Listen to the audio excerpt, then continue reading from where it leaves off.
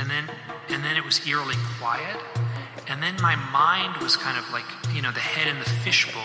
Then it takes me into the bathroom and says, this is how you brush your teeth. Brush, rinse, repeat. Brush, rinse, repeat. Brush, rinse, repeat. But there were two girls, and it was like, you'll have to give us a ride. You can't tell us no. You can't refuse us. He'll let us in his car. Thoughts were all alone in this empty void. You know, the head in the fishbowl. This doesn't look right.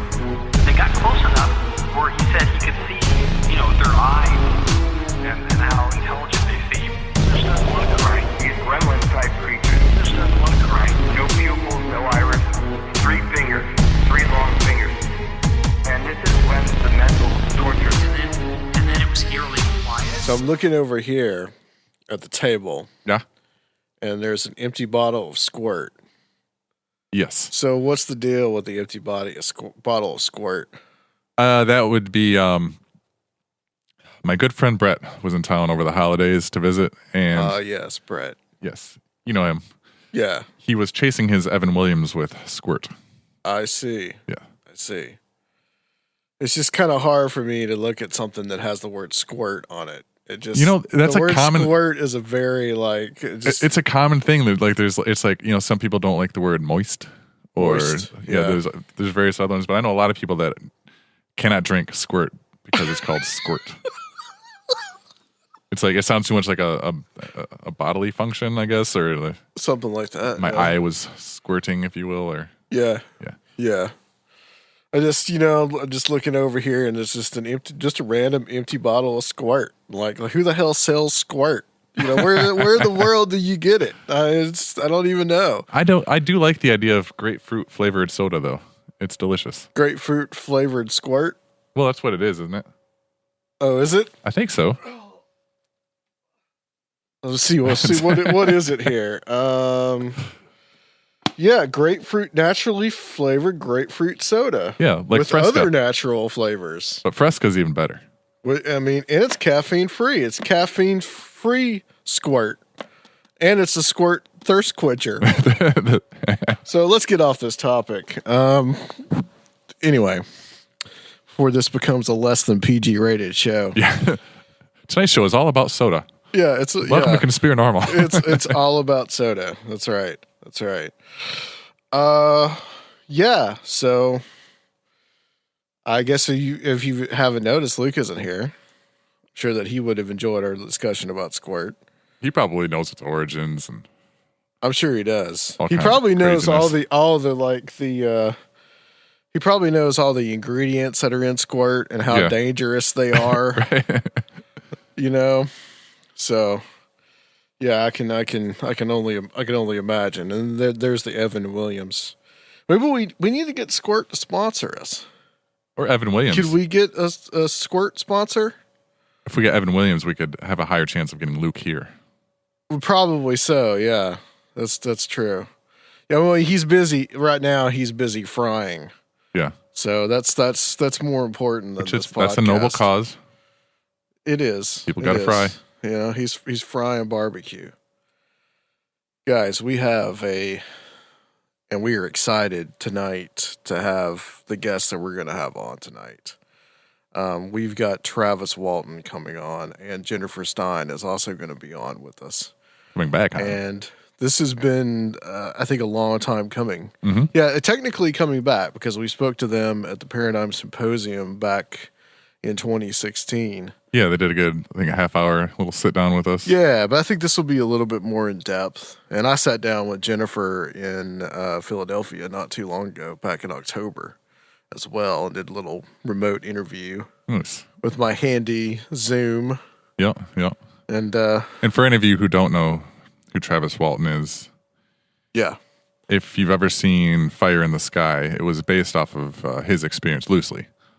yeah, His experience is more interesting to me, in fact, because it doesn't involve aliens necessarily. It's or what people think of typically as an alien. right. Yeah. It was all, I don't know, very bizarre, very interesting, but but different. So Yeah, the actual fire in the sky, fire in the sky is interesting from just the account of what he said happened, because the actual part where he's on the quote unquote spacecraft is actually not what happened to Travis.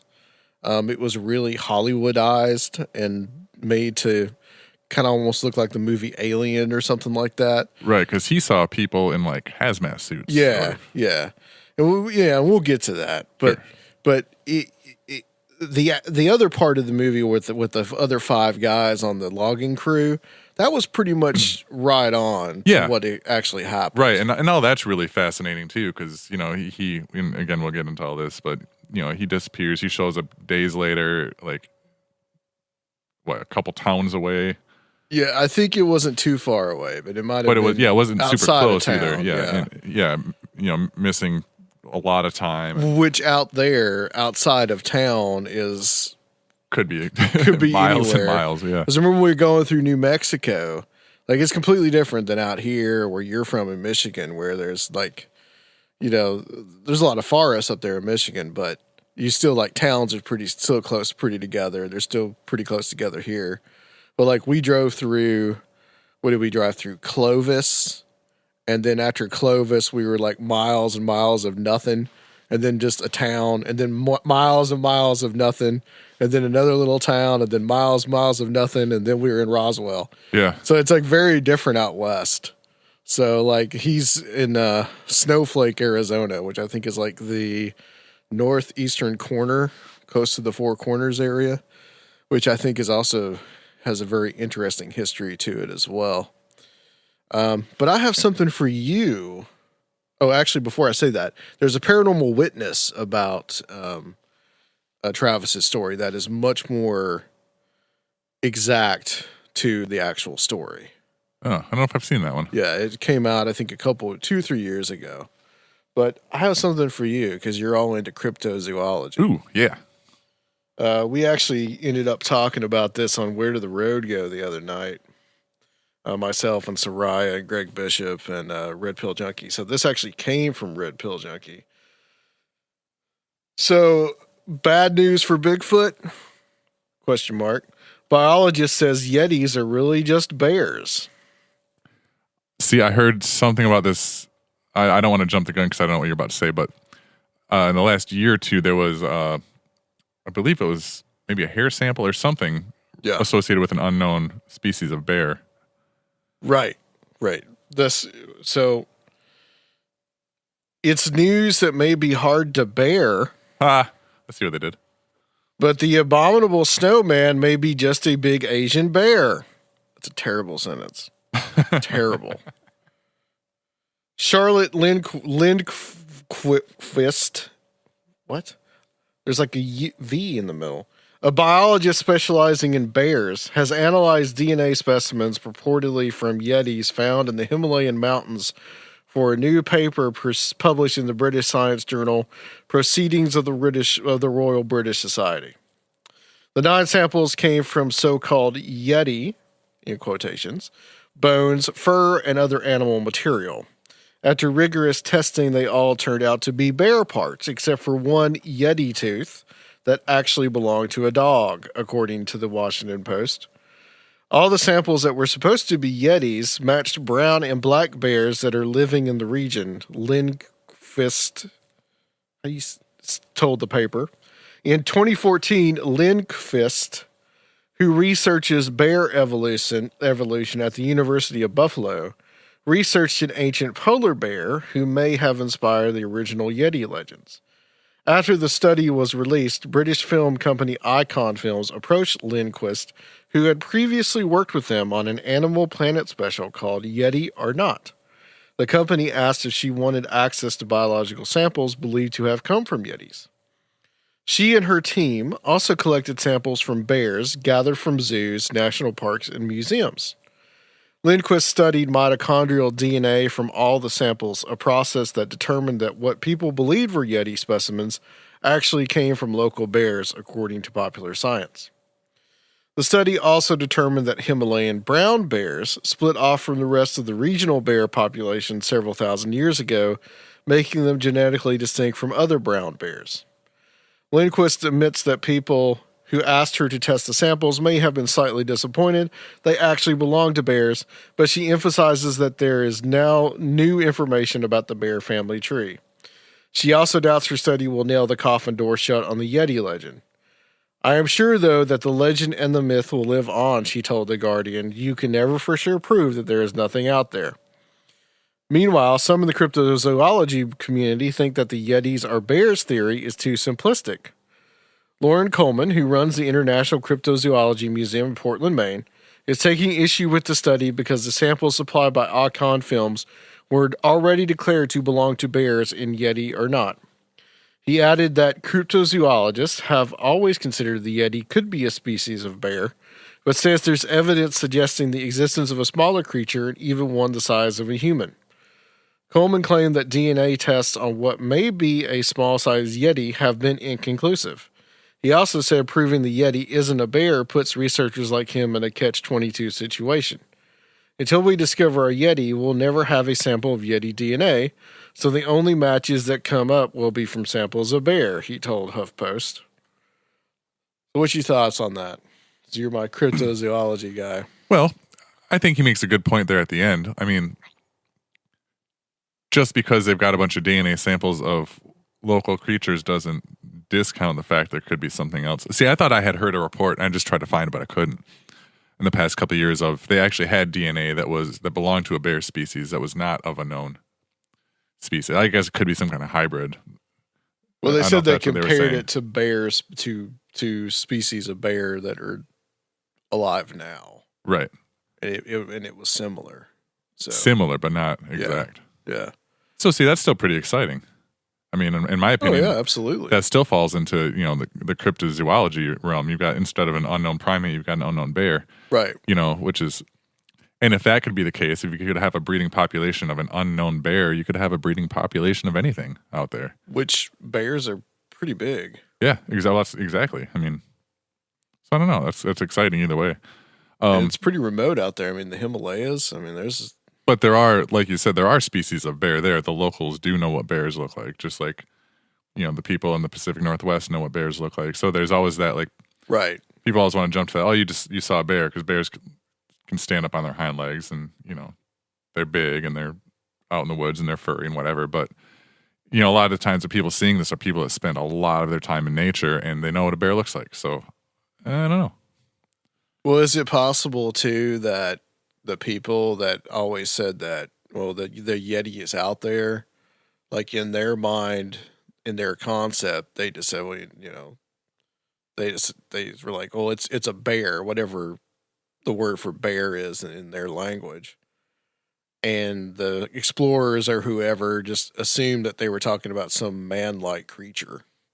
Is that a possibility? Because, Lauren Coleman says, which I had never heard this before, that he that apparently they had kind of thought of an idea that maybe the Yeti was a bear all along. I never heard that before. Like some of the cryptozoologists saying that it could be actually have been a bear. Yeah, I'd never heard much of that either. Other than the past few years there's been a lot of, there's DNA stuff going around.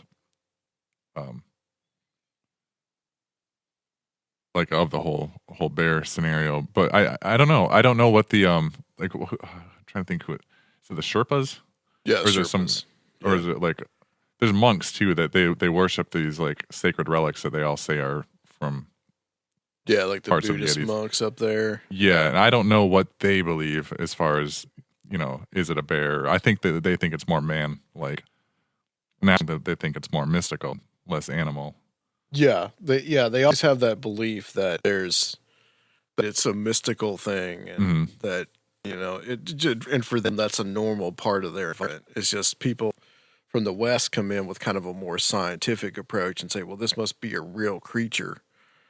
But to someone in their culture, they could just say, well, this is just a necessarily like this is a spiritual creature, Right. you know, some things and similar things have been said about Bigfoot as well. So I just thought that was an interesting article that, you know, they ran this DNA. And I wonder too what Lauren Coleman's talking about when he talks about a smaller creature, whether that's something that might be kind of associated with like the orang pendek. Well, I think when they say smaller, I think they were referring to it like a human size rather than a greater than human size. Whereas orang pendek is like tiny, like monkey sized. Yeah. The Wikipedia, the Book of Knowledge, says that according to H. Siger, the Yeti was a part of the pre-Buddhist beliefs of several Himalayan people. He was told that the Lepcha people worshipped a glacier being as a god of the hunt. He also reported that followers of the Boan religion once believed the blood of the mere god or wild man had use in certain mystical ceremonies. The being was depicted as an ape-like creature who carries a large stone as a weapon and makes a whistling swoosh sound. So, I'm just still not fully convinced that Bigfoot is real. I'm still holding out. Been burned too many times with the whole Bigfoot thing in life. I want to believe so badly, though. Yeah.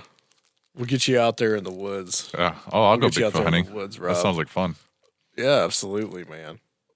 We need to have another Bigfoot themed show. We get somebody else on the. It's always an interesting topic to talk about. Yeah, it gets harder and harder to find new angles, though. It does. You know, we can't talk about the Gimlin Patterson film again. We can't talk about right. You know. Yeah, I mean, come out with some new evidence.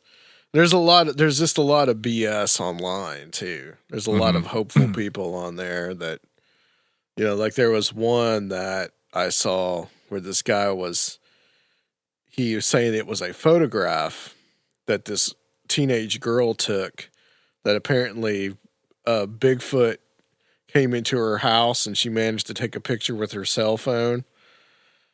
And it took Timothy Renner, when I sent that to him, to like 30 seconds to go to a website that had a picture of a statue in Lauren Coleman's museum, and it was the exact same thing.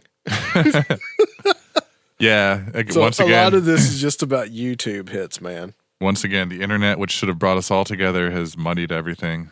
Yeah, I know. That was going to change the world, wasn't it? It's changed it for the worst. All right, guys. I think we'll leave it there in the intro. And we're very excited to have Travis Walton on. And we will be right back on Conspiranormal.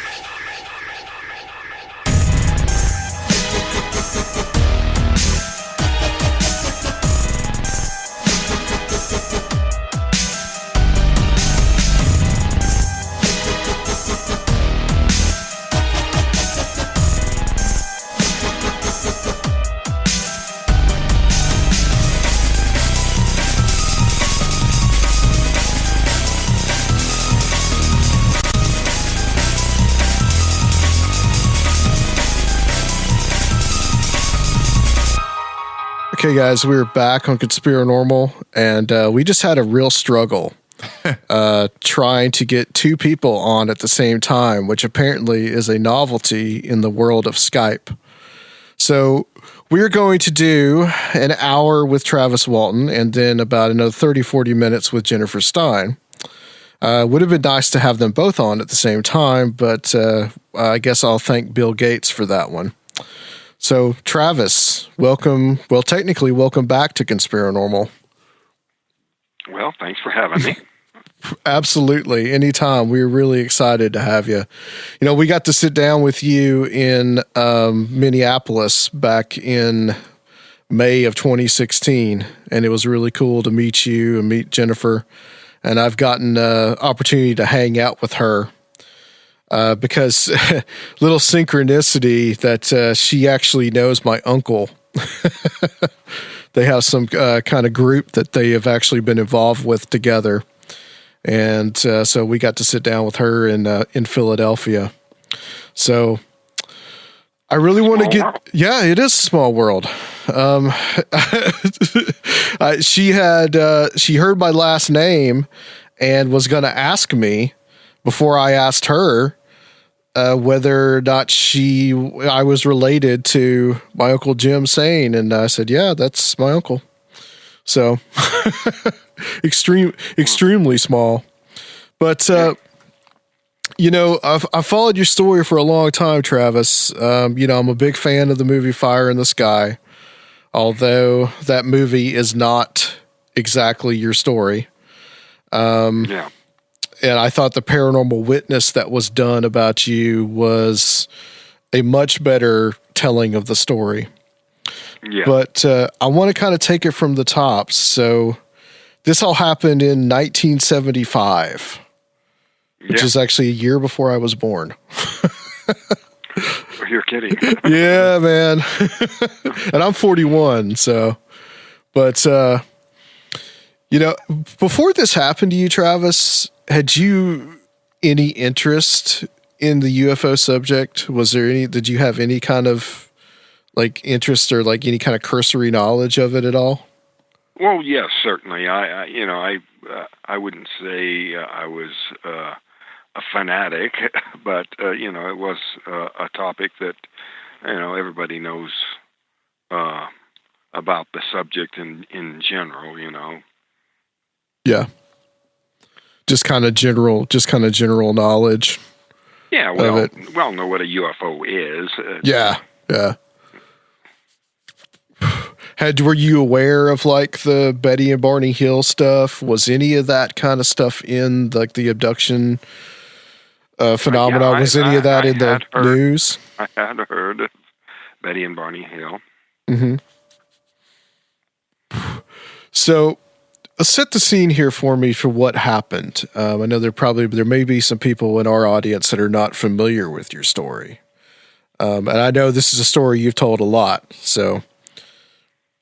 Well, it was a hard day of work, with 7 men working in the woods, and we'd put in a long day, and we, had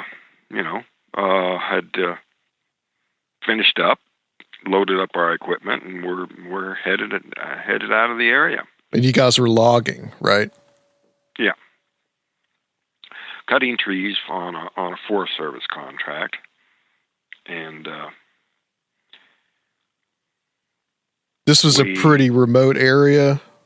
Yeah, it's pretty remote. It's good 15 miles from the nearest town, and we were headed out of there. We hadn't gone too far when we saw some glimmers of light coming through the trees. Nothing, real alarming at first, it was just something that was out of the ordinary, wonder what that is, kind of a thing, but, trying to figure out what the source of this light was just kind of, an idle curiosity at first. It wasn't, like I said, alarming or anything at first. Just, I wonder what that is. And because it was deer hunting season, mm-hmm. I thought maybe some hunters were camped up there on the ridge. But the light was coming from higher than where you would estimate ground level to be, so that wasn't adding up. And the idea that it might be a sunset, maybe the moon, all these alternatives were, eliminated. Seeing the moon in the other direction, or realizing that the sun had sometime before. So it was just a curiosity at first. But I could see where the source of the light was uninterrupted to the road ahead. I could see the light shining onto the road. And I said, Mike, hurry up, get up there where we can see what it is. Because everybody was guessing, what it might be. And as soon as we got up to where that light was crossing the road, boom, there it was. It was unmistakable. The skeptics, tried to say that, well, the crew just saw the planet Jupiter off in the distance, and that's what they were responding to in the polygraph test, but that's not true at all. This was unmistakable. As soon as we got into the clearing, we could see the craft hovering there, and it was less than 100 feet away. It was not a point of light off in the distance. It was a clearly visible metallic disc hovering there in the air. And my immediate impulse was that this was just going to be a glimpse, that we would see it and it would be gone in a flash. Sure. So I got out, and even as the truck came to a stop, thinking, it'd probably be gone before I took a few steps, But how were the other guys in the car reacting to it when you got out of the truck? Well, they were pretty alarmed at what I was doing, and they definitely didn't think I ought to be doing that. They were yelling at me to get back in the truck to get away from there, and I was kind of assuming that it would be gone before the danger, became too overt, Sure. But the closer I got, it wasn't leaving, so I slowed my approach, and my own apprehension was growing. The anxiety of the crew was increasing, and they were becoming more and more anxious and saying things to me, uncomplimentary things. Was it kind of like a deer in the headlights moment for you? Yeah, it was so spontaneous. There wasn't time to really do a lot of deep thinking about this. Yeah. Thought, I'll get to see it up close before it's gone in a flash. And closer I got, the more I became aware of the sound it was making. A real strange mixture of tones, a cyclic sound, a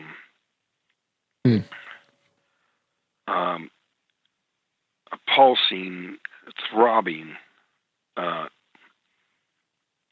sound mixed. There were high and low notes all mixed together. It was a very complex sort of sound, but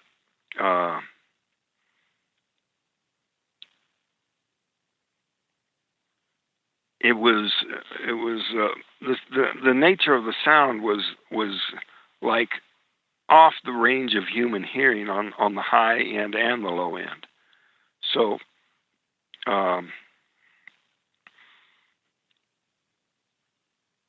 it kind of had a little bit of an allusion to the sound, that the direction it was coming from seemed to change when you moved your head. But I stopped and at a point where I was looking up at a 45-degree angle at it, and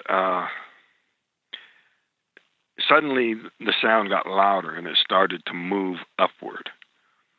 And I just instinctively dove for cover. There was a pile of logging debris there, and I just got down behind the end of a log that was sticking up there. At that point, the crew was, the peak of their anxiety, and they were yelling at me to get away from there. And I was pretty much preoccupied with, how am I going to do that? I was torn between staying behind the log, the comparative safety of the log, and the idea of just getting the heck away from there and getting back to the truck. But when I stood up to run back to the truck, that's when it hit me. It was just a blast of energy that it was stunning in the force. The crew described it as looking like a bolt of lightning, or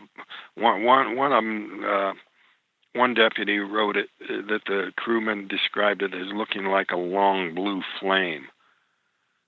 But whatever it was extremely brilliant, lit up the woods in all directions, brighter than daylight, they said.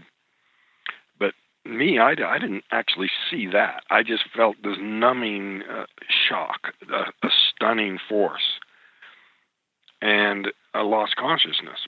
Yeah, you were out. Yeah. They said it threw me through the air 15 or 20 feet. So violent that they said they were yelling at each other, it killed him, that powerful. And so they did the only sensible thing, they got the heck out of there. Yeah. And they've been criticized for that, my family and various people, when I'd give talks in different places, they would criticize the crew for having fled at that point. But it's totally understandable. Yeah, absolutely. I mean, fight or flight kind of kicks in at that point. You don't know. They were so sure you were a goner at that point that was that. Yeah, it would make no sense to get anyone else killed to save somebody they figure is already dead. And they didn't actually drive off that far, though, before they turned around to come. They were like, well, we got to go back and get him. Yeah. So, they did the responsible thing in every sense. They said they got up there a ways. They argued about, the extent of the damage, whether I was in one piece or not. But they spotted some deer hunters, and they made an attempt to go catch up with them, thinking, maybe they can get somebody with some weapons to come back with them. Because already at that point they were, pretty much convinced they were going to have to go make sure that I wasn't in need of help, Yeah. Had the deer hunters seen anything? Did they report seeing anything weird in the woods? Not those hunters, but the sheriff's file did contain reports from outdoorsmen in the area who saw it pass over at that time. Same evening, yeah. Yeah. What did you what did you remember next? What was your next memory? My next memory was coming to sort of gradually, in a lot of pain, and kind of in and out for a while. not really realizing where I was at first, and then getting the idea that I was on some kind of a raised surface. There was a light above me. The ceiling was close. So, I was thinking that I had somehow been hurt and taken to a hospital. Mm-hmm. And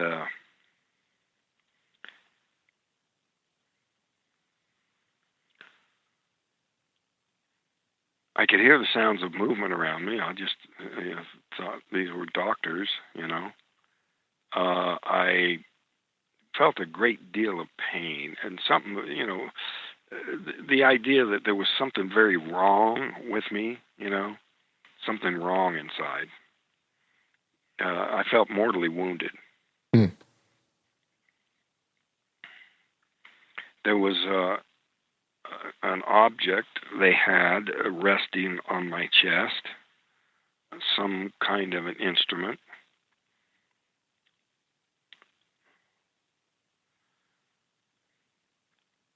When I could finally focus my eyes beyond that thing on my chest,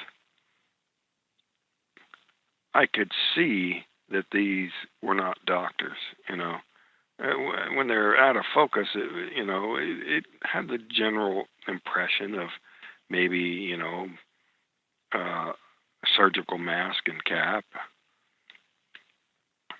But as my vision sharpened, I could see that it was these creatures, and I just freaked out. What did they look like? Well, they were hairless, had very large eyes. It's what people call grays. I don't think they had that term back then. Sure. But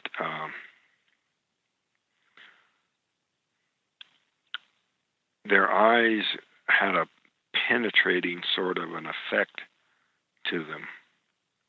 I felt, really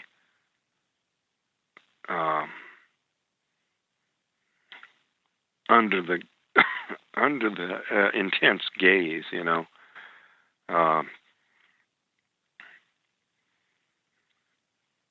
I felt their stare was difficult to bear. So you kind of began to kind of freak out at that moment. Yeah, it had an invasive sort of a feeling. Huh.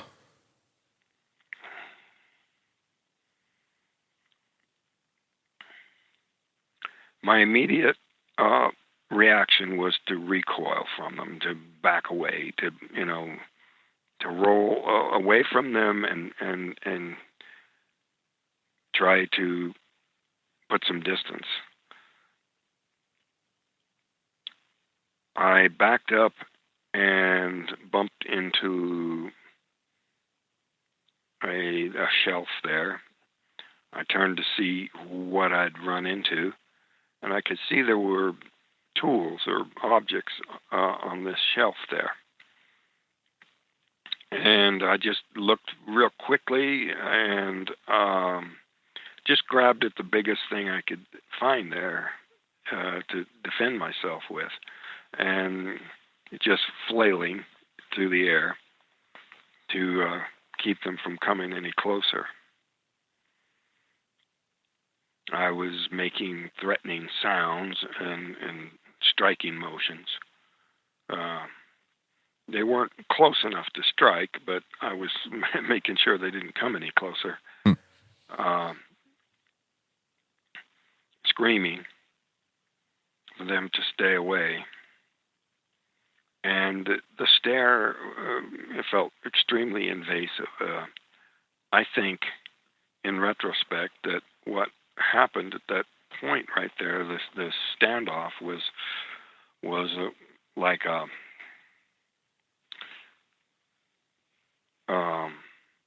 an attempt on their part to gain telepathic control of me. And it wasn't working. Now, I don't think I have any special resistance to their mind control or anything. I really think, in hindsight, that perhaps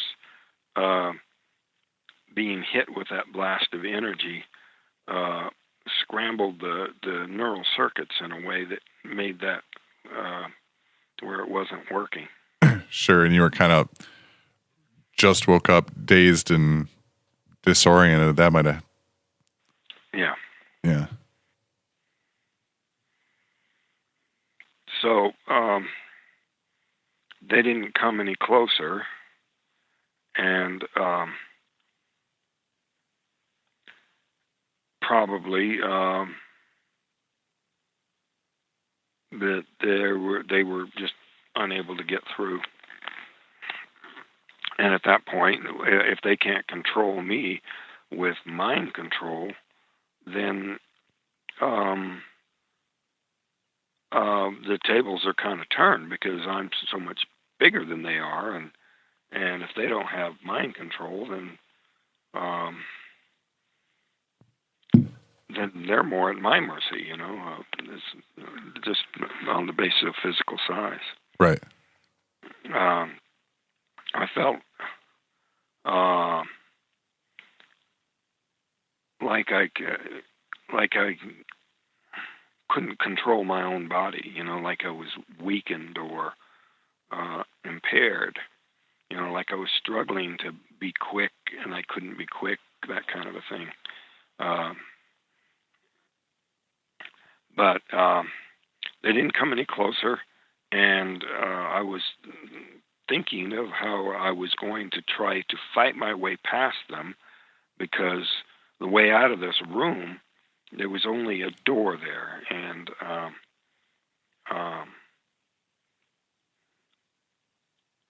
the plan it was never necessary to go that far. They abruptly turned and went out the door before I could act upon that. Mm. Well, they went out and went down this passageway, little hall, to the right. So, out of fear that they would be coming back, reinforcements, I went in the other direction.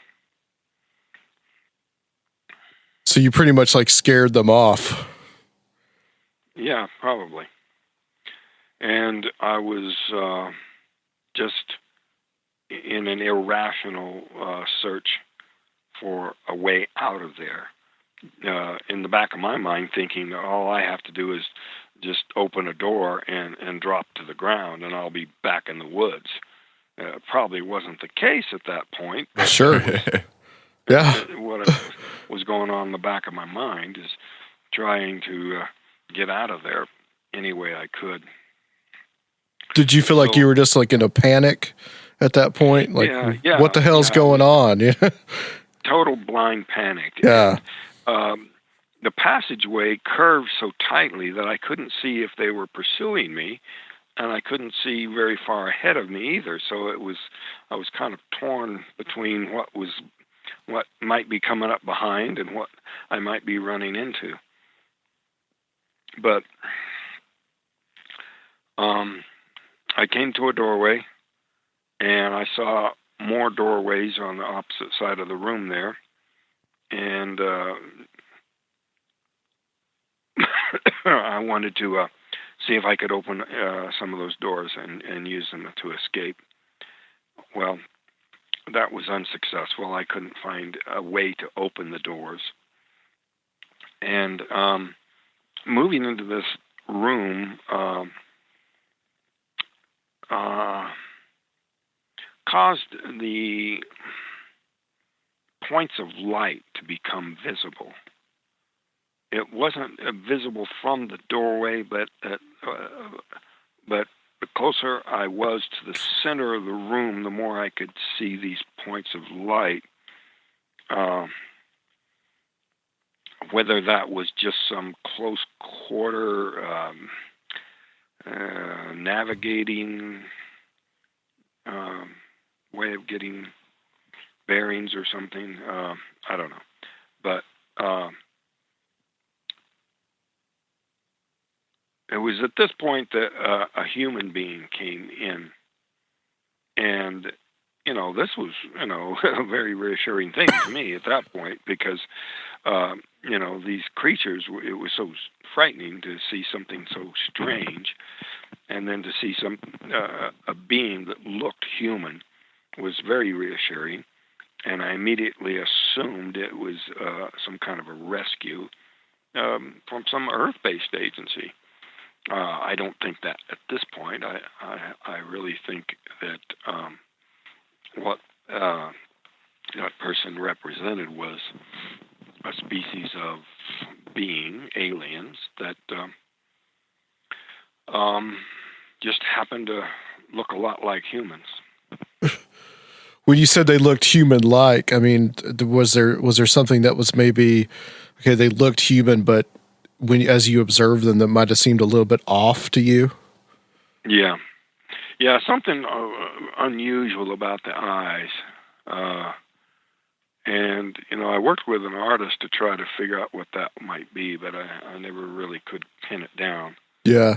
I think in the Paranormal Witness documentary, they kind of gave them kind of like a really these really bright blue eyes. So it was just something about their eyes that was just different. Yeah, something very different about the eyes. Huh. So I went with him, if he's going to take me out of there, I was only too happy to go. And he said something to you, or just was it more of a body language kind of thing? I was basically babbling, screaming, all these questions and not getting much in the way of a response. Well, I know I'd be asking a whole bunch of questions. Yeah, I was extremely anxious about where I was and what was becoming of me. Yeah. And so if he's going to take me out of this place, I'm happy to go with him. And so he was sort of half dragging me along,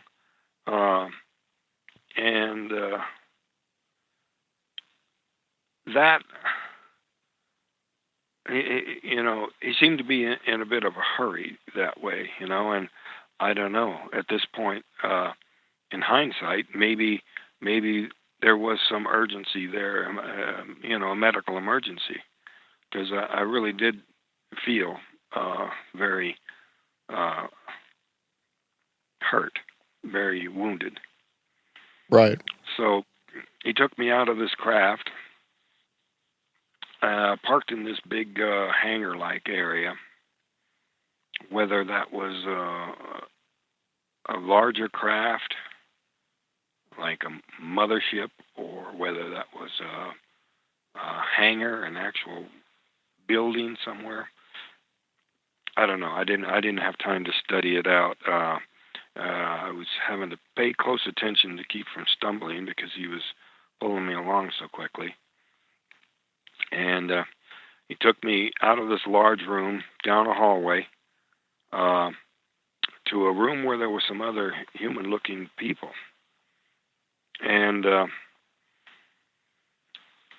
I tried to get these people to answer my questions too, thinking that maybe they would be more inclined to answer since they weren't wearing helmets on their heads. And I still got no response there. And that really sort of added a lot to my apprehension. Was this actually a rescue? Were these beings there to save me, or something else? And so I started to resist, and resistance was futile, I guess. They were stronger than I was, and definitely in command of the situation. They got me down on the table and put a mask over my face. like an oxygen mask, gas mask. Huh. And before I could pull it away, it caused me to lose consciousness. You mean it wasn't a big sheet of skin like in the movie? No, It was- no, it wasn't a big membrane like that. But Yeah, you know, I thought that was probably a good story device because it does a better job of communicating the feeling of suffocation that I was experiencing, yeah. which really added a lot to the panic. But if you just, show the actor breathing hard and looking panicked, you really wouldn't understand the source of the panic like you do if he's struggling to breathe through, struggling to yell through a membrane like that. It sounds like almost like a oxygen deprivation because that can cause people to have those feelings of panic. Not that the whole situation wasn't causing you panic, and then they put the mask on your face, and then I guess that calmed you down. So is that the last thing you remember of being there? Yeah, I lost consciousness, and next thing I know, I'm waking up back on Earth. Yeah, and you were fully clothed, unlike in the film where. Yeah, it's Hollywood for you. Yeah. Well, like apparently, like I think you had told me that Tracy Torme that wrote the screenplay, that he pretty much just did it as you tell it. And I guess that the Hollywood guys changed that to a more horrific kind of, where it was just all the little alien creatures. Yeah. So you were gone for how long total? 5 days and 6 hours. So, yeah. I don't have that amount of conscious memories. Apparently, there was quite a bit of time that the memories are either blocked or I was unconscious. Yeah. Do you think that you were injured pretty badly during the initial contact, and that they had possibly kind of fixed you up and Yeah, actually, that's what, the only thing that makes any sense, if they had not got a hold of me, if the crew had taken me to a hospital, it might have been something unrepairable, Yeah. I think that's fascinating that like you were just kind of wrong place, wrong time, but then they still kind of took you and revived you and then brought you back and kind of released you, that's. Yeah. So kind of perhaps an accident. Yeah. You weren't intended to be to be there. No. And they knew it. So what did you do when you woke up? I mean, where did you try to contact someone? Like what happened after? Yeah, I recognized the stretch of road where I was in the town down below, and I went down in and found a phone booth and was able to call my family and call for help. So was the town that you saw, was it Snowflake or was it another it was town? Hebert, the town nearest where this happened. Okay. Recognizable. I mean, we passed through there on the way to work every day. Right. So who did you call to come get you? My nearest nearby relative, Grant Neff, answered the phone, and he took it to be another prank call that the family had been getting. Uh-huh. People can be so vicious in circumstances like that. Right. But he says, "I'll get your brother and come get you." What was going on with the other guys in the 5-day period? Well, they were under a lot of pressure, not just from my family, but from law enforcement and the community. You know, the world at large was basically accusing them of murdering me and making up the craziest cover story that anyone could invent. You know, that somehow there'd been a fight and I'd been killed, and they were just covering up for my disappearance. Yeah. It's like these 5 guys got together and something happened to you and they're all covering it up. Was it during that time that they actually took the polygraph test during that 5-day period? Did they actually take those? Yeah, they took polygraph tests during that period of time. And proved that they were telling the truth, that they had not killed me. Yeah. Do you still have contact with them, with those gentlemen? I try to stay in touch with them, but you know, they all got their own lives and go off on different ways. Of course, a couple of them have passed away too, and right. So I'm definitely not in touch with those. How was the reaction of the law enforcement when you showed back up? Well, they learned of it because the phone call was listened into by the phone company, and she reported it to the sheriff. Which, you know, although it was illegal, was actually a good thing because it undercut one of the major theories that the debunkers came up with, that I was never at that phone booth, but I certainly was, as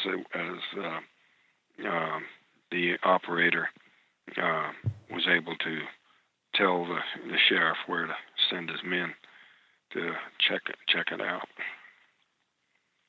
Did they ever go to the site of where this happened, law enforcement? Oh yeah, there was a massive manhunt. Deputies, search and rescue team.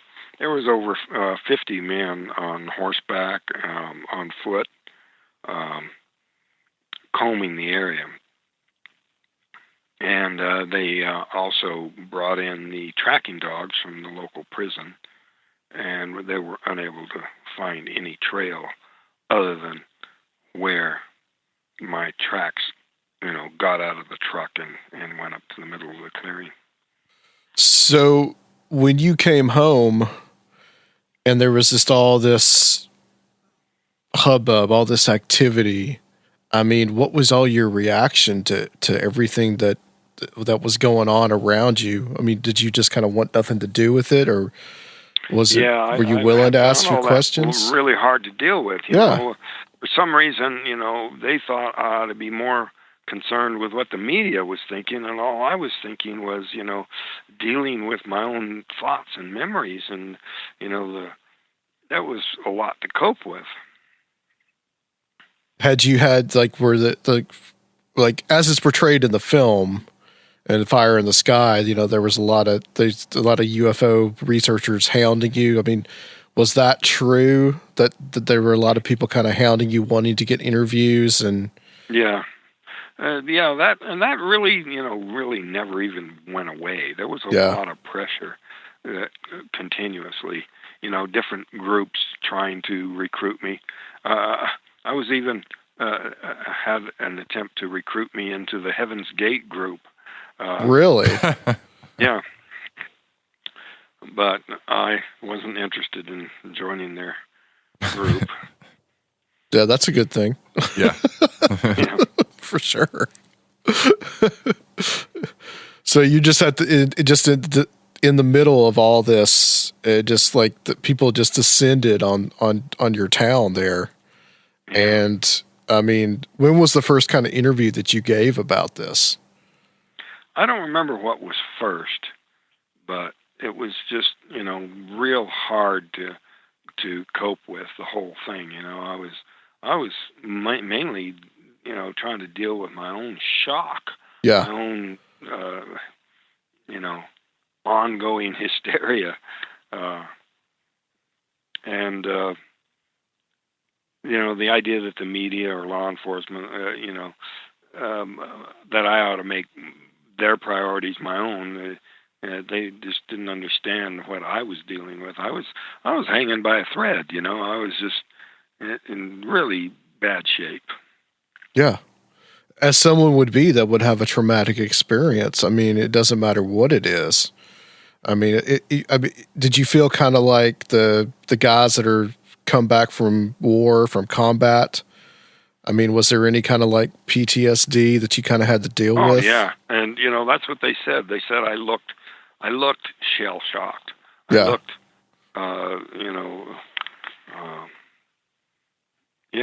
they made the comparison to wartime.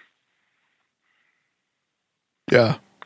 And do you still deal with that any after all these years? No, it's not so much anymore. Not so Yeah. bad. And the big turning point was I think it was like about 6 or 8 years ago. I made a conscious effort to connect on an emotional level with what I understood intellectually. Intellectually I understood as not as frightening as I initially thought. And by actually connecting and feeling that, it made it a lot easier to talk about from then on. Yeah. That they weren't just experimenting on me. It wasn't just something about tormenting me. That it was really in my best interest. Did you have anything happen to you after? Or was it just that one incident? Have you had any kind of weird stuff? I did have other things that happened. There was a time, it was February 19th, I think it was the 19th, of 2014. Okay.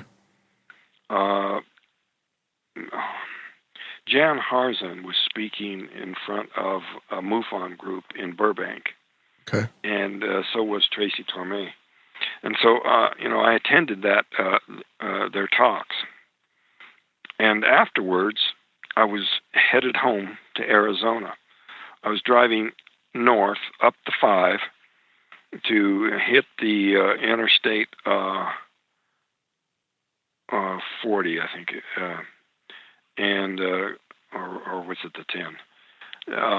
Anyway, the interstate that goes back to Arizona, and we saw one of these giant black triangles coming right towards us. It stopped right over the top of us. Really? And turned and did a right angle turn and went out toward the Pacific at that point. Well, I wouldn't have told anybody about that with just 2 witnesses, my son and my girlfriend. But my other son found a website, a UFO reporting website, and there had been about 15 other people see that same thing. And it was set up kind of like Google Maps, where there's circles with numbers on them. Yeah. And there was all these separate reports of people seeing the same thing independently. And so I'm interested in seeing if there was anybody else that saw this giant black triangle. It was astonishing that something that big could fly that fast and then stop that abruptly, and then it turned and went off towards the Pacific. Now, it's possible, and some people tell me that, some of these are not are not all alien, that some of them are back engineered, some things that the U.S. government is flying around out there. Sure. But having a resource like that reporting, I would like to get as many people as possible who might have seen the same thing that night, and see just how many people did see it. Because you take a city the size of Los Angeles, it's astonishing that you wouldn't have literally hundreds of people. Oh yeah, absolutely. And you're right. I mean, it could be something that is a technology of ours, possibly. I mean, there's a lot of bases out in that area. I mean, do you think that was a coincidence? Do you feel that it was maybe related to your experience, or? Well, I think it's too big of a coincidence. Yeah. That many people, that concentration of population, and then have it stop directly over the top of me, Yeah. I felt singled out. Sure. Yeah, absolutely. Yeah. As someone that had an experience a long time ago, and then all of a sudden, it stops right directly over you. Have you ever in your life, Travis, just, I hear a lot about some people, they'll have these UFO experiences, and they will also have things that are more like paranormal experiences, like ghosts or poltergeists or stuff like that. Have you ever had anything like that happen to you? Yeah, I have. Some pretty amazing things, and one incident in particular that saved my son's life. It was just inexplicable. What? I went. Okay. I was lying in my bed in the middle of the night, fast asleep, and I woke up. I went from a dead sleep to a dead run instantly. Huh. And I went down the hall into my son's room, and he was hanging by his neck from the edge of the bed.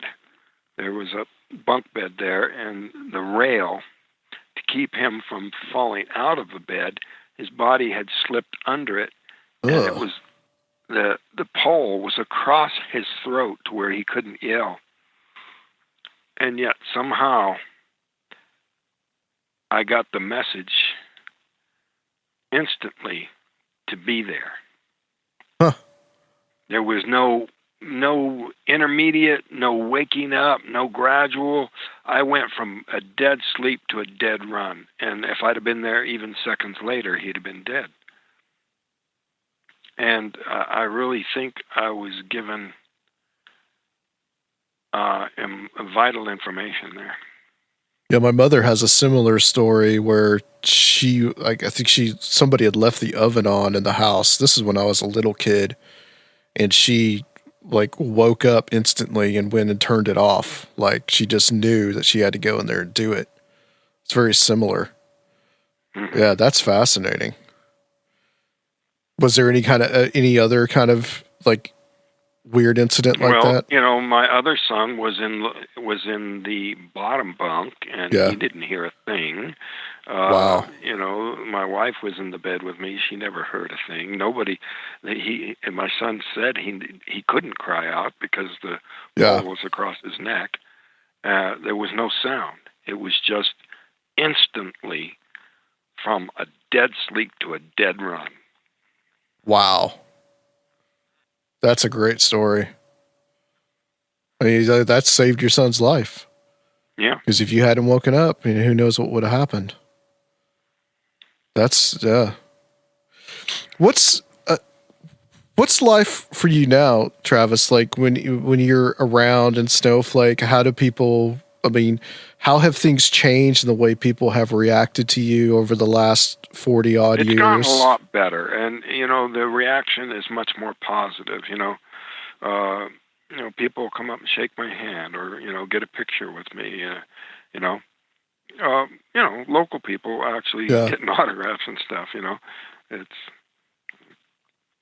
It used to be, you just see them kind of whispering, muttering off to the side, but now it's much more positive.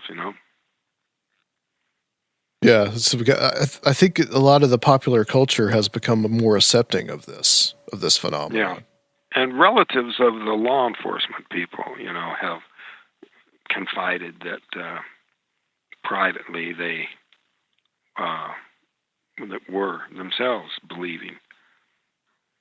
Like the main sheriff, I think the one that was portrayed by James Garner in the movie.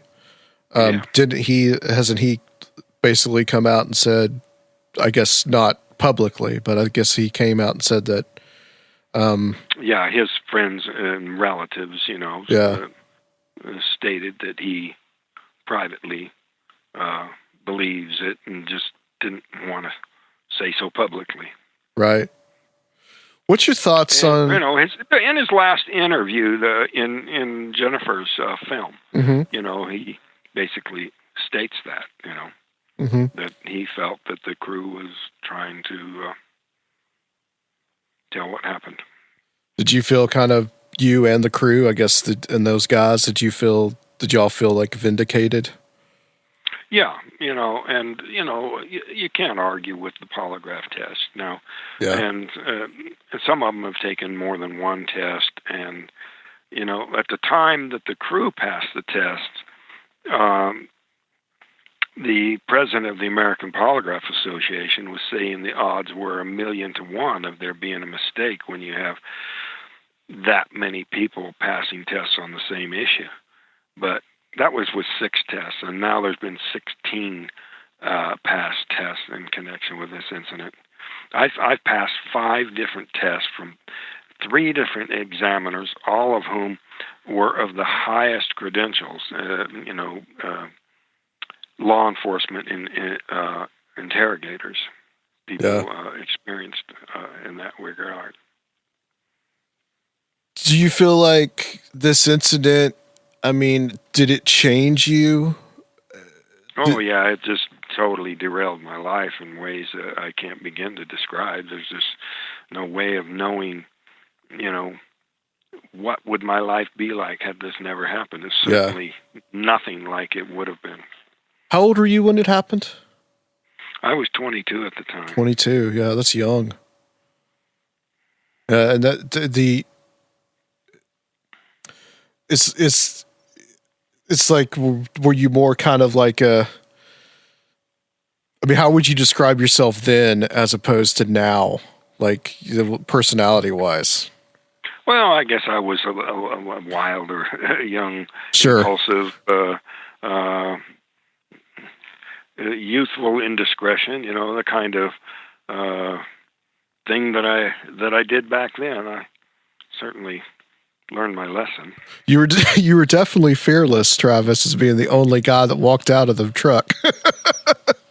Yeah, that was not good judgment. And to tell you the truth, I do wish that it never happened. Really, that I could have my life back. Yeah, but of course, that's never going to be. Right. But do you feel like, over the last 40 odd years, do you feel like, you've lived a fairly normal life? I've worked at it. I've really tried to live as normal a life as possible, as normal as they'll let me. And, I've, just tried to piece it back together and, to try to make something good come of it. It certainly disrupted my life and, caused a lot of difficulties for, the whole crew. But if I can make something good come of it in the long run, then I guess that's the best I can make of it. Do you feel like you have done that? Yeah, I think it's important for people to realize It's so silly, when people are so determined that we're alone in the universe, and that anything that deviates from just normal day-to-day life is just Hollywood fiction. It's sad that people have such a small view of the universe. Obviously, the laws of chemistry and the existence of life out there, just in the last year, NASA, upped the ante. They used to have this thing called the Drake equation, but they didn't really know that if all stars even had a planet. Yeah. But it was just in this last year that NASA said it's a virtual certainty on the basis of direct observation that virtually every star has about a dozen planets. So the incidence of life-supporting planets is far, far greater than anyone ever thought. Yeah, that's true. They've found so many exoplanets now that, yeah, it's amazing. And you think about, like, in 1975 when this happened to you, we did not know even half that information. Yeah, and the important thing that Michio Kaku pointed out, that they keep thinking of these civilizations as maybe being a few hundred years ahead of us, when based on the age of these star systems, they could easily be hundreds of thousands or millions of years ahead of us. And so their technological position relative to us is bound to be way ahead at times. Now, of course, there's probably an equal number who are behind us, cave aliens, but those aren't the ones who are coming here. The ones who are going to be spacefaring are going to be the ones who are ahead of us. Yeah, yeah. No, that would be true. So, I mean, looking at what happened to you and the mixture there, the small, like what we would call grays, and then the more human aliens, what if you had to speculate, what do you think the nature of them was? Like, how was that mix? Just a speculation, I'm sure you've thought about this. I'm speculating, but yeah. I really think that probably these so-called grays just at the least couldn't inspire my confidence. That my fear of them was at least a big part of the problem of them being able to finish the repairs and get me back on my feet. So I think that perhaps these human-looking ones had a technology or knowledge of human physiology to a finer degree, and they were in a better position to finish the repairs. Do you feel like there was maybe like that these beings could have transformed themselves into some kind of image that might have been more comforting to you, a more human-like image? Yeah, that's possible. Yeah. Although I don't see anything wrong with the idea that there would be beings that did look similar to us. Yeah. Well, I developed quite a theory, about parallel evolution and how we have so many species right here on the Earth, because they live in a similar environment, come to look very much alike, even though they're not genetically related. Yeah, that's true. That is true. And, there's numerous examples of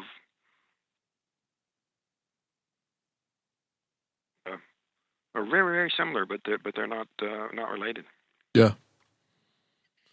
How do you feel about this stuff, like with Tom DeLonge and all this? What's your thoughts on that? Have you been following any of that closely? I've seen a little bit of that, and it does seem that those guys are sincere. Tom DeLonge and Stephen Greer, but they might be being used for government's purposes. Yeah. But I can't say with any certainty that that's the case. But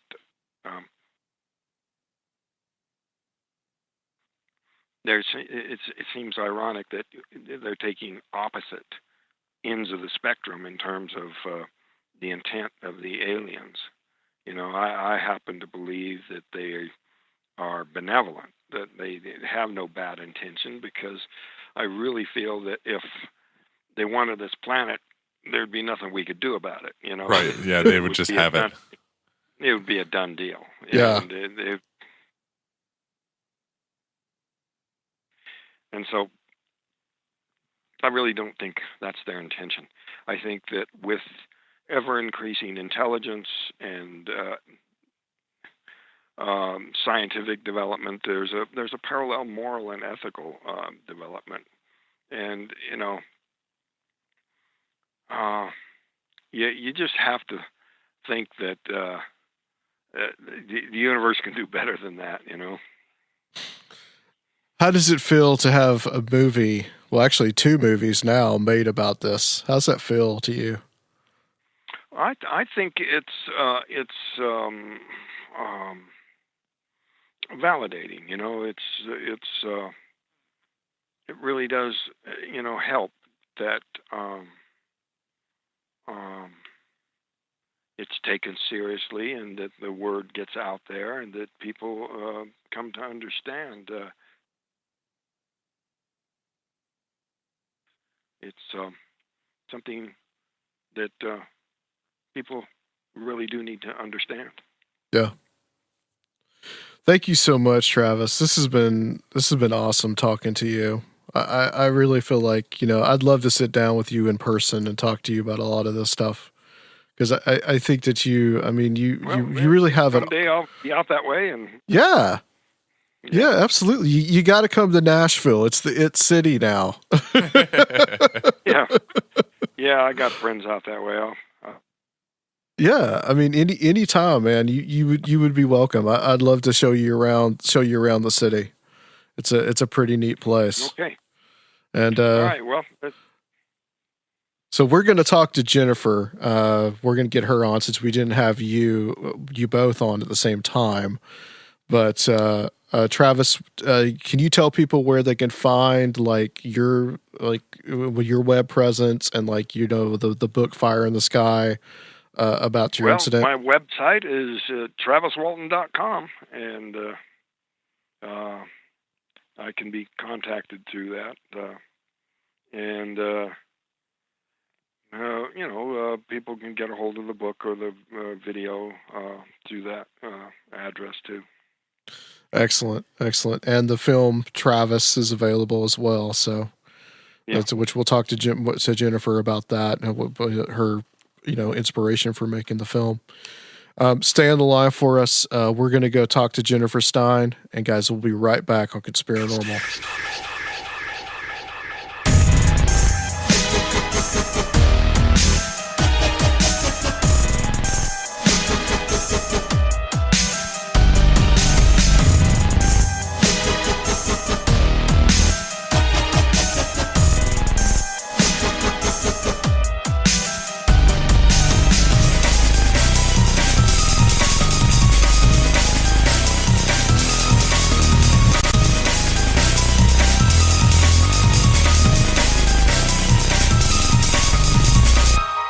All right, guys, we are back on Conspiranormal. Just did an excellent interview with Travis Walton. And since Skype would not let us, after it decided to do an update, put 2 people on this, do a 3-way calling, which we've done about 1 billion times, which I'd like to really thank Bill Gates tonight for helping us out. Thanks a lot, Bill. We have Jennifer Stein on the line. Jennifer, Nice to be here, Adam. absolutely. It was really cool to sit down with you in Philadelphia. Well, I guess technically the suburbs of Philadelphia. We had a nice little lunch. You, myself, and my uncle. We did. The weird synchronicity of you knowing my uncle still just like is. Yes. It's like in the stars, so to speak. So, yes. You are the director and the producer of the documentary about the man that we just spoke to, Travis Walton. Yes. And I realized that I have never really asked you how you kind of got into all this about UFOs and how you got into it. Well, I won't be long with my story because stories can be long and laborious. But I had my own UFO sighting when I was 19, and it stayed with me. It didn't leave me. I thought I was, of course, alone at the time, but through a synchronicities of events, 25 years after the fact, this mysterious journal entry with some confirmations, but finally revealed itself to me when a really good friend of mine who was staying at my house, my parents' house at the same time when I was 19, a friend had come to visit. He was asleep on a different floor of the house, and he saw the same thing I saw, which was a very close sighting at about 5:30 in the morning of a large rectangle of white light, which was about 90 feet long and about 5 feet high. And we both were kind of shocked in a daze, felt like we couldn't move. And I realized we had some missing time because I was journaling it. He did not. But he had complete recall of the event, and we never talked about it at the time. It took us 25 years to kind of come together synchronistically and reveal that to one another. And so I was able to go, back in my memory, realize his memory and my memory were the same. And that was really a precipice for me. I was about 45 years old, and I said, okay, either I'm going to continue to keep this topic in the gray box of my life, as many people have. There's things that people wonder about, like, is there a life after death? Does consciousness survive the body? Who is God? All these great, questions we sort of try to ponder while we're alive, but we don't really have any clear answers to it. And it's such a kind of ubiquitous type of topic. It's hard to know what's real and what's not real. But when you have an experience, it kind of steps you over that threshold. And I'm a person that likes to have firm ground under me. Your uncle and I are friends because we're members of an organization that tries to create sensible gun laws in Pennsylvania so that we can, use guns as safely and as wisely as possible. And we have a lot of gun violence in Philadelphia, and Jim and I, both our families have been touched by gun violence. So we felt it was important to, support an issue like that. So being a grounded person, I realized that I needed to step forward and give myself permission to read books, go to conferences, start to learn, start to study. And that was in 2000. And 10 years later, I met Travis Walton. And that's when my interest in potentially working on a film about his story really grabbed my interest. So that's kind of how the journey began for me. And you run a MUFON group out there. I do. That was one of those threshold steps that I took back in 2000. I decided to join a MUFON group, but of course there wasn't one in my community. So Ruben Udiarte, he convinced me that since there wasn't an active MUFON group in my area, that it was time I started one. And I was like, no, I just want to join one. I don't want to have to start one. But as push came to shove, I ended up starting a MUFON group. And that's been a huge education for me, too, because it's gotten me running conferences, bringing in speakers, and it's, like a monthly duty and service that I do through my public library. I have a speaker and bring in an author or show a film, and I learn right along with the community with me that learns. And we get like 50, 60 people on a regular basis. And of course, when Travis was in, which he has been now a couple times, we literally shut traffic down in the little town of Wayne and fill up all the adjoining parking lots, and everyone sort of comes out and says, "What the heck is going on here?" Yeah, I've been there. It's not a very big parking lot. I got to go to your meeting that you had in October. You actually had Ed Nightingale speaking there, which was cool to see him again as well. And I'm going to have to get him on the show. He's been requested to come on Conspiranormal, so by a few different people. So yes. So you started to make this film. Yes, I got inspired when I met Travis. Actually, I'll tell you, it was Peter Robbins who introduced me. Peter had asked me to come out and kind of be an assistant. He was running one of the Roswell conferences, which he's done for a number of years in Roswell, New Mexico, the annual 4th of July, conference that draws 10,000 people. And there's usually a large staff of volunteers that work that conference. And I had never been. And of course, I knew if I was working as Peter's assistant, I would kind of be in the throes of things, which I was. And at the end of the conference, we went out to dinner with Travis over a bottle of wine and a nice dinner at Pete's restaurant. Travis, why don't you have a conference up in Snowflake? Because your event is significant. It's just as important as the Roswell story. It's newer by 20 years. It's more recent. It's less buried in our past. Many of the people who were involved in your story are still living, and they won't be, for long. And it would be a way to possibly bring your town together and create a real economic boom in your town. So that's kind of how the conference started. Peter and I offered to sort of coach and make connections and try to do some fundraising and bring some talented people together to help create the 40th anniversary, which happened in 2015. But we were having this dinner in 2010, so it was right around the time of the 35th anniversary. All right, so you started this. You had this conference in Snowflake where you had met Travis in Roswell, and then you suggested having a conference out there at Snowflake where he is to see the site. Yes. Peter and I suggested that he have a conference because his story was just as significant as the Roswell story. And over 10,000 people converge on Roswell, New Mexico every year on the anniversary of that UFO event. And I thought it would be a good thing for Travis to do. First of all, it could be a nice little economic boom for his small town.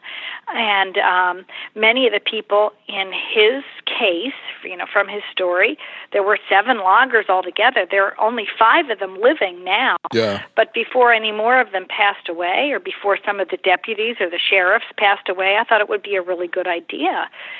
So that's kind of how we got started in making this film.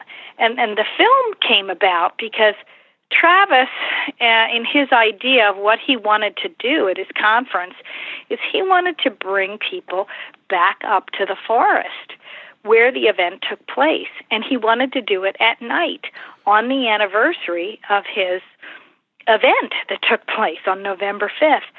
And I'm thinking, as an experienced conference organizer, I'm thinking logistics, getting people on a 45-minute walk in a pitch-black, thick forest, down, just even up to this location. It's a 7,000 feet, climb in a car or a truck or an RV. It's not something a school bus could make. And, I'm thinking, well, what if it snows and you've already sold tickets to take all these people out into the forest at night? It just didn't seem like a logical thing to me. It seemed dangerous and risky.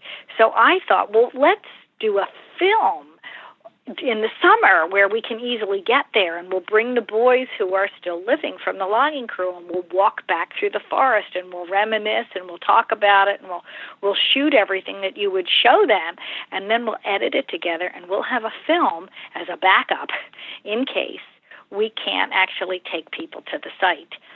And that's how the whole idea of the film got started. I think if I'd thought about biting off Travis's story as a documentary, I would have been too frightened by it, because it's a daunting task to undertake. If you read his book, I think it's something like 400 pages. Wow. And at least a third of that, 1/3 out of the other 2/3 deals with Philip Glass. So it's like a 20-year process in the book that he writes about. So it was a lot to bite off. So the first film we actually tackled was kind of like a Plan B documentary for his conference, in the event we couldn't actually take people to the forest because it snowed or something like that. And then after we finished that little piece, that was called Tracking Sky Fire, and I did that with Bob Terrio, who's a local film person here in Philadelphia and a member of my MUFON group in mainline MUFON, and he films all of our programs as well, which is really a great service. And he's been a dear friend for many years. So Bob and I did the first film, and then we were running the MUFON National Symposium in Philadelphia in 2014. And many of the people we had coming in were quite familiar with Travis's story. And I thought, well, let me sit down some of these other experts and talk to them during the conference about Travis's case. And then I can maybe add that into the film and maybe get a couple of more interviews with some of the police and maybe even the polygraph personnel, and find out if I could even do a more elaborate documentary. And that's what I started in 2014. And that really, I really pushed in about a year to edit that together and entered it in the Open Minds Film Festival in January of 2015. And it swept all their awards. It won, which I was very happy about, because then it helped us to launch 9 months later the actual conference that we ran in Heber, Arizona, on the 40th anniversary of Travis's event. Oh, wow. So the version that I got last year in Minneapolis, has that been kind of re-edited? Is there a new version of the film? Yes, filmmakers are always remaking their films. Sure. They're always finding fault with what they've done, and as I've been able to, I have improved the film. I've shortened it by 10 minutes. I've added new archive footage into the film. I've added some new additional interviews into the film. I have an updated polygraph expert he was the head of the American Polygraph Association in 2012. Right here in Philadelphia, named Nate Gordon, and he looked at the whole case and gave his professional evaluation with a 40-year perspective, which was good, because I think the film you have has Edward Gelb in it, and that was from 1978, where he was doing an evaluation at that point, which had only been like 3 years since the event. But still quite a significant evaluation, saying that the boys who passed this polygraph test could not have made up the story and all passed. It would be 1,000,000 to 1 if they would actually have done that. But even since that time, many more polygraphs were taken over the last 40 years between Travis and the other logging crew, mostly because Philip Glass, while he was alive, continued to attempt to try to debunk the story, which just makes it even that much more interesting. If Philip Glass had just left it alone and not tried to attack them, people probably would have forgotten about Travis's story. I mean, of course, the fact that Paramount Pictures did a film about it in 1993 brought it back into the limelight. But that, of course, brought Philip Glass back out of the woodwork as well, literally attacking them. In fact, I just have to tell your listeners, in case they want to Google this, if they Googled Larry King Live and Philip Glass and Travis Walton, they'll find a lovely piece of film footage. I would have so loved to put in them, but I couldn't actually buy the rights to do this. But it's this great little piece where Larry King is interviewing Travis Walton and Mike Rogers, and he has Philip Glass in a back room, not like on the main set, but he has him there for comments. And Philip Glass literally calls Mike Rogers a liar, but not only a liar, he uses obscenity, which came right out on mainstream television at the time. I don't know if it's bleeped out on the YouTube video or not, but someone has posted it to YouTube, and it's out there. You can watch it. But it's really a great example of the type of person Philip Glass was. Yeah, you tried to bribe somebody to say that it was a lie, right? It was like the $10,000 thing. Yeah, he did. Adam, not only did he try to bribe him, but Philip had the audacity to call one of the local sheriffs. I think his name was Fleck, Deputy Fleck, and who actually delivered a Western Union typed bribe. like there's evidence of this. Nobody would do this today if they were trying to be, malicious in any way. They wouldn't want it to be able to be proved that they attempted to do this. But he had the deputy deliver this bribe as a Western Union telegram to one of the youngest members of the crew. So it's incredible. And where did Philip come up with that money? It was $10,000 in 1978. It was a nice little chunk of change. Well, it's a nice little. That's a lot of money back then. It was nice, and this young man who was only 17 at the time of the incident, I think he tried to bribe him like 2 years later, so maybe he was 19. I think he was a young father. He could have used the money, and he was the youngest member of the crew. And Philip thought, well, maybe he's malleable. Maybe I can get him to come out and say it never happened, and then I've got some hardcore evidence, because Philip was looking for anything to debunk this. He didn't have any facts. He kept trying to find facts and he couldn't, so he tried to be manipulative, which is exactly the way a debunker operates. What was his theory on what happened to Travis? Well, he came up with the idea that Mike Rogers, who was the crew boss, who was 28 years old and had hired all these guys to work with him to log a certain amount of brush or, or small saplings or dead trees and get them out of the way and cut them and stack them to burn, so that in the winter this could be burned and would not be fuel for, say, a summertime fire that would destroy the national forests. And logging crews would make bids all the time to get a certain amount of acreage done, and they'd get paid a certain amount of money. And Philip came up with this idea that Mike Rogers must have been behind on the contract, because he was, but so were most contractors. They often tried to bid for things that then, if they didn't live up to, they didn't get paid to do. It wasn't a crime if you didn't come up with what you bid, but you tried to get the cheapest bid in, and you tried to work harder than the next guy to get the Forestry Service to give you the work. It's just the nature of how this type of work was done in Arizona. But, of course, Philip didn't know that. So he came up with this idea that in order to get out of a contract, assuming maybe they would still be paid, which they would not, they came up with this cockamamie idea that they saw a UFO, and none of the guys wanted to go back to work anymore. And in fact, Philip actually convinced a federal investigator to show up and try to get Mike Rogers to sign some sort of affidavit that this was in fact the case, which wasn't true at all. In fact, Mike Rogers had, the Forestry Service write letters, of confidence that Mike was not attempting to defraud the Forestry Service or the federal government in any way, and that the idea that Philip had of this was absurd. Yeah. But yet a federal prosecutor actually showed up and tried to, forcibly get Mike Rogers to sign this document.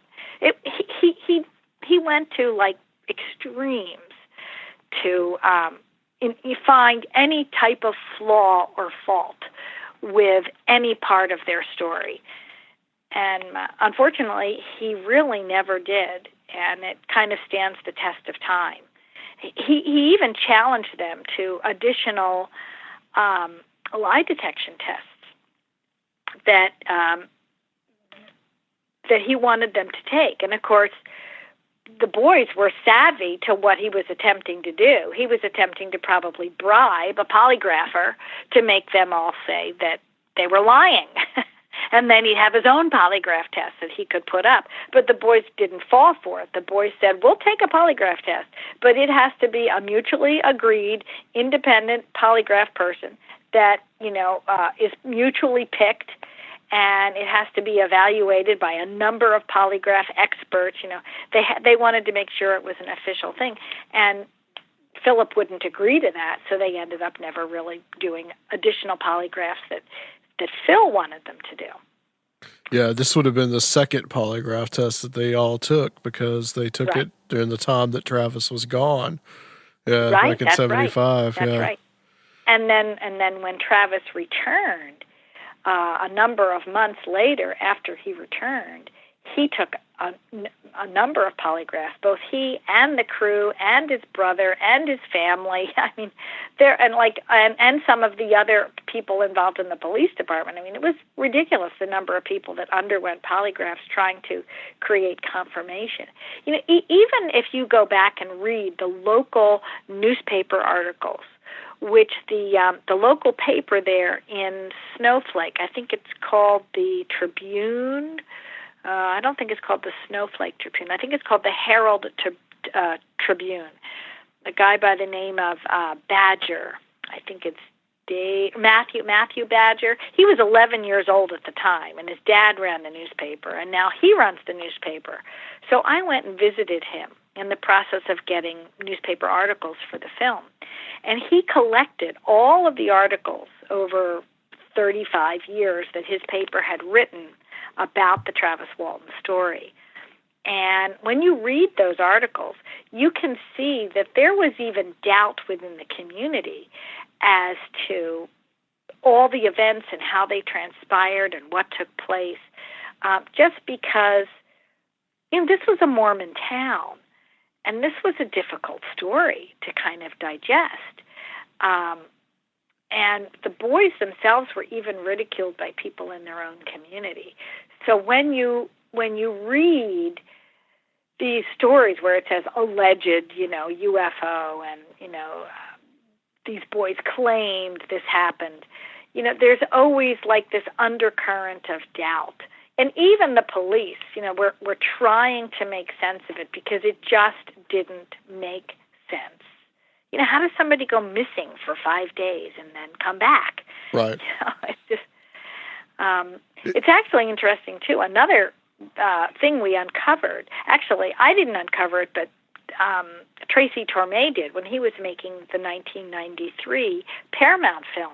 He interviewed a number of people in the town, and he found out that there was a undercover FBI agent who was camping on an adjacent hill in the same forest area, in the Turkey Springs area, and he and his wife were there doing hunting, and they saw the craft hovering over or right at the treetop level or just below the treetop level from an adjacent hill. So they were maybe only 500, 800 feet away, maybe, probably less than 1,000 feet. And they saw it clearly, and they saw the whole area light up when that flash occurred.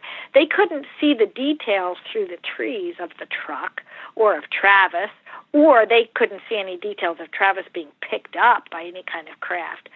But the time on their watch and what they saw confirmed everything that the boys reported. And he was willing to come forward when he realized that the boys were being suspected of murder. And at that time in Arizona, those boys all could have hung or gone to the electric chair because capital punishment was in full force in Arizona. And even without proof of a body, if a trial was held and these boys were considered guilty of murder, they could have all been tried for the crime and faced either life imprisonment, or they could have gone to the electric chair. So it was a serious issue. It's not something you make light of. Oh yeah, because the police thought they killed him. Mm-hmm. Yeah, they did. In fact, during the 5-day search that ensued, where there was probably close to 100 people each day looking for Travis, they broke the logging crew up and they put a deputy with each one of the members of the logging crew in their own separate little posse that was doing their own hunt. And at some point during the day, those boys were all grabbed by the throat and thrown against a tree and said, look, maybe you didn't kill him and maybe your buddy did, but if you don't come clean and tell us, you're just as liable as anybody else on this crew. And the sooner you start to talk, the sooner we can all go home and get this over with. Just tell us where the body is. And finally, it was the boys themselves that said, look, obviously you don't believe us, and we don't blame you. It's a difficult thing. But if you don't believe us, just, try us. Give us a lie detection test. So it was actually their idea to undergo a lie detection just to prove their own innocence, because they were quite, frustrated at the lack of confidence that people seem to have in them. And it was a diverse group. I mean, one of the boys on the crew had actually had a little bit of a record. I think he had probably stolen a car and gone for a joyride at one point when he was underage. And another time there might have been a petty theft of some sort that he was afraid this polygraph that he was going to take was going to, put him away in jail for good for these former crimes, I think. They didn't really explain the polygraph very well to all of them. And in fact, Dwayne Smith freaked out in the middle of it because he just got asked the same question again and again and again, which is what a polygraph does. They just ask you the same question like 10 different ways to see if you react. And then they measure the reaction. And he got so flabbergasted and so frustrated that he ripped off all the equipment and stormed out before his test was done. So actually, one of the tests was inconclusive at the original testing that evening. But it didn't show that he had failed. It only showed that he didn't complete it, which is, in polygraph terms, scientifically, that's significant. So for some of your listeners, they might be saying, oh, she's wrong. She doesn't realize Dwayne Smith didn't pass the test. Well, no, he didn't complete his test, but then he did do another polygraph later and passed it. So yeah, it was basically what, there were 7 guys, right? Yes, and 7 guys. 6 passed and 1 was inconclusive, which really doesn't say much. Travis was missing, so there was really only 6 taking the test. So 5 passed. Okay. 1 was inconclusive on that Sunday. I think it was November 11th when they took the test. And then, of course, it was that evening, coincidentally, at midnight, that Travis was returned. Yeah, the Philip Klass stuff just really baffles me because you're right. If he had not pursued it in the way that he did, it would have just gone away. Yeah. Because it was kind of a cause celeb for just a little bit in 1975. It was a big story. And then it just went away for a while. And then he just got involved and put it back in in everybody's consciousness. Right. Yeah, he definitely kept chasing these boys and the story, and it didn't help that Paramount decided to do a film. He did kind of lay low for a little while, but as soon as Paramount produced the film, they were, of course, getting national attention again. So Philip just got himself right back in there as the main debunker, and that's why I was directing your listeners to this wonderful Larry King Live interview. It's sometime in 1993, right before the film came out. Larry decided to have both Mike Rogers and Travis on the air, and somehow he also decided to have Larry King, There was also in the film that you talk about, there's some physical proof because y'all went out to the site and found some interesting things there. Yeah, this was quite interesting. Travis and Mike Rogers had been to the site a number of times, and there's always film crews that were showing up to do specials and to interview them. And at one point, around the time of 1993, because of the attention the Paramount film brought to their story, a film crew showed up and asked them to go up to the site. This is in the middle of the winter. And they were having a really hard time finding the site. And there was maybe a couple feet of snow on the ground. But Mike was really thrown off because the trees were so much bigger than they should have been. And he finally, that spring, went back and sampled the trees at the location, only to determine that some of the trees where he had sampled them seemed to grow at a rapid increase, like a 33% increase in tree growth. And then it kind of fizzled out after that. It kind of slowed down again. But for a good 15 years, the trees grew very rapidly. So Travis knew that there was some rapid tree growth in the area where the craft had come down, but he never really kind of was quite sure if the causation had anything to do with the craft. Now, what happened when I went back and did a survey with Ben Hansen and Travis, and a couple of other people were there with us, and of course we had a film crew with us there. We were there in 2014. Now, I think in 1998 there was a huge fire that burned through this whole area of the forest, and around 2000 they went in and they cut the trees at kind of like waist height or knee height. So many of the trees that were right in the vicinity of where Travis's event had occurred were now topped off, and there's new forest growing there now, smaller sapling trees and things like that. And you can see many of these dead trees that were birds kind of cut and laid on their side. But you can still see the tree rings very clearly from the top.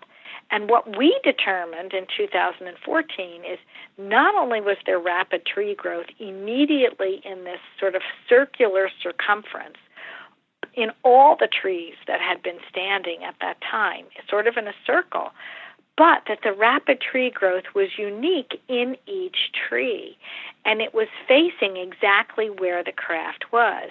So if you walked around with a compass, the rapid tree growth would change on each tree. I don't know if you can understand what I'm saying, but if you were looking down, each tree's rapid tree growth would be pointing towards the epicenter of where that craft was. So there's no way this could have been caused by something like, just increased sunlight or increased water or, even fertilizer or something that somebody came through and put in the area. Or even like a magnetic fault line that ran through the area that would run more randomly through a wider area. And if that was creating radiation, then the radiation growth would maybe face or towards that. And so what Ben Hansen had the idea to do is see if there was any evidence online of this happening in any other place. Could excess radiation cause rapid tree growth, especially in pine trees? And lo and behold, he found a number of articles written about the Scott pine trees, which are almost identical cousins to the ponderosa pine, but they grow in Russia. So within a 5-mile radius around Chernobyl, after that major nuclear meltdown, there was rapid tree growth to a 33% ratio of the Scott pine trees, very similar to what we found in the Sitgraves Forest at the Turkey Springs location where Travis's event took place. So we thought that was pretty significant data. And I would love to get a dendrology department, maybe like at the University of Arizona or Flagstaff, to take an interest in this. But when we were rushing to make the film, I did try to contact a number of them. In fact, I followed up with them even after we finished the film, hoping I could get a maybe more in-depth interview for a remake of the film. But I haven't really been able to get any dendrology department to take me seriously or to really respond. I've sent them the Chernobyl studies, but they basically kind of feel like there's not really enough evidence there to say.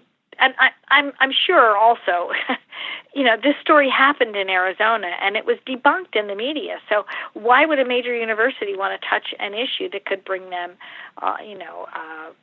any discredit, certainly to a department that would be, considered scientific. Yeah.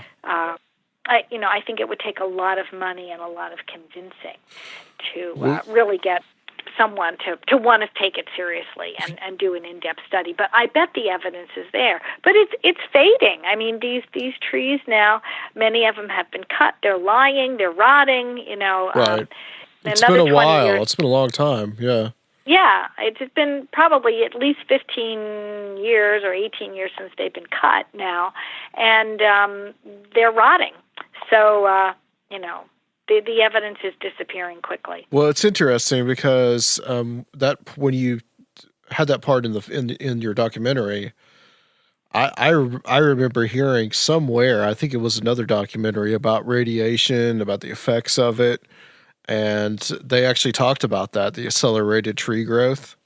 Yes. At Chernobyl. So that's actually a fairly well-known fact that happened. So that's interesting that there's that correspondence there. Yeah, there's many papers. Any of your listeners can go out and Google it and find.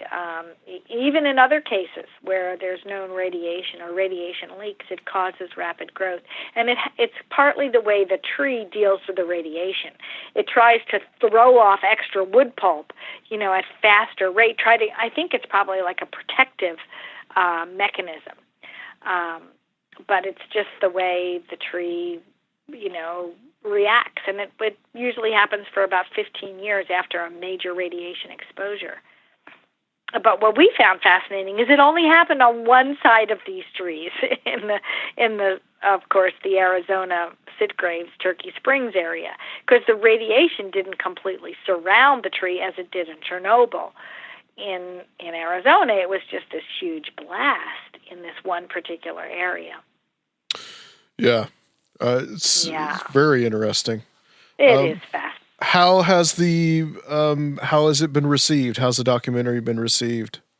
Well, I have been very pleased. Usually, I decided to put it in a number of film festivals, thinking, they probably, unless it's a UFO film festival or a phenomenon film festival or a sci-fi film festival, they probably won't be interested. But much to my surprise, it's won over 22 mainstream film festivals. And these are places like Burbank and Orlando Film Festival, Alexandria Film Festival, Sonoma Film Festival. I mean, a number of festivals accepted it, gave it laurels, played it, and then even of those festivals, another 7 gave it special awards for Best Documentary, Best True Story, Most Fascinating Story. So we're really very, very pleased, and I am in the process of hoping to market the film to a distributor. We might, since so much of the film is new now, we have a newer version that's not been released to the public. We may be renaming the film. We don't know. There's a couple of names being floated. And I'm hoping that it gets out maybe to, through a distributor to international distribution, because the younger generations need to know about this story, and a lot of people don't read anymore, and especially a 400-page book, a third of which deals with a debunker that's now dead. I don't know how much the younger generations really get the significance of this. And in fact, when you look at mainstream UFO stories today, there's many similarities to Travis's story. And Travis's is just, stands the test of time. It's so well documented. There were, 7 guys in the truck that all saw the UFO. I mean, Travis remembers seeing it. He remembers walking right up to it, jumping out of the truck and running towards it. So, you have 7 credible witnesses. It's, and of course, all these lie detections that they all took, and the tree radiation. I mean, every time you turn around, there's evidence after evidence after evidence. And what I found fascinating is that the police, both the sheriffs that I interviewed for the newer version, they had their own UFO stories from years on the force. They had been called out on other UFO stories. They had even witnessed some of their own stories, which were as bizarre or even more bizarre than Travis's case. So it is an area that's rich with UFO stories. not far as the wind blows from the Trinity test sites that went on in the 40s and 50s when we were testing a lot of nuclear weaponry out in the, Tonopah test ranges in Nevada. As the bird flies, it's only, maybe 50 straight miles, across the desert there, right into New Mexico. So who knows? Maybe there was a lot of radiation that came that way, and maybe some other species was there checking out the effects of radiation on the forest. No one knows for sure, but there's many UFO stories reported from that area. And it's Navajo land, a lot of this area as well. Mm-hmm. And, of course, the Navajos have years of stories of UFOs. That's pretty close to the Four Corners area, right? Yes, it is. Okay. It's maybe 50 miles as the crow flies on a diagonal from where Snowflake is. Yep. Okay. Not far at all. In fact, there was a 4-state search going on for Travis when he was missing. It wasn't only just this area, but, there was an APP out on the wires, for all 4 states to look for him. Thinking, of course, that he'd taken off in a truck or somebody had his dead body and, under the floorboards of their car or something. Right. Because, when the story broke, it broke as a homicide story, as a missing person story, and a UFO story. And it doesn't get much better than that. And the confusion around the story was just as complicated. Well, Jennifer, we are just about out of time, but tell people where they can find the documentary and they can get in touch with your group out there. And I'd be thrilled to. So if they visit TravisWaltonTheMovie.com, they can learn all about the first version of the film that we have available for sale.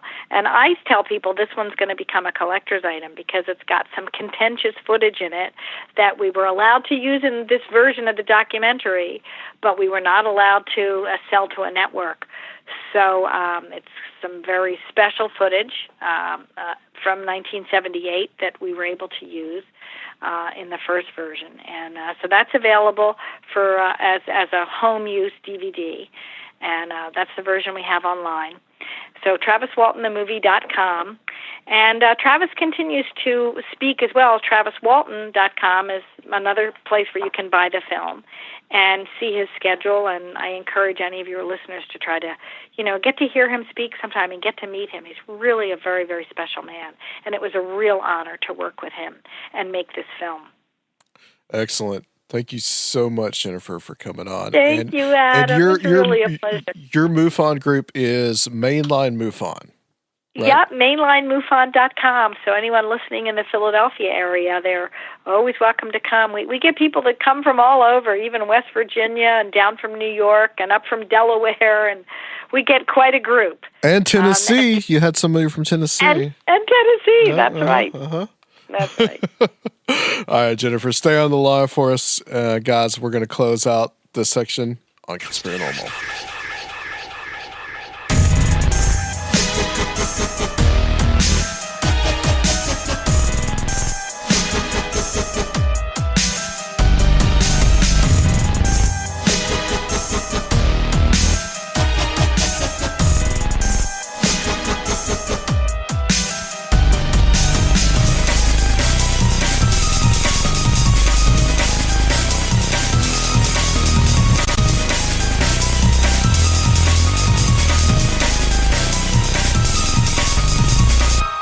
Well, we made it.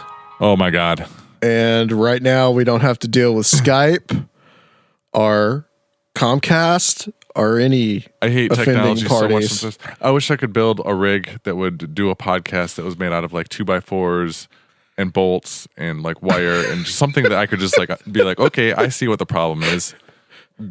It's absolutely reliable. Well, we could buy one of those call machines that like, that's like $1,000. I need a giant operator's phone and that's and then it'd be great. Something as big as the board that we have in the studio. And then I can take callers and put them on hold and patch them through to be like, all right, Adam, we got Susie from Oklahoma on the line.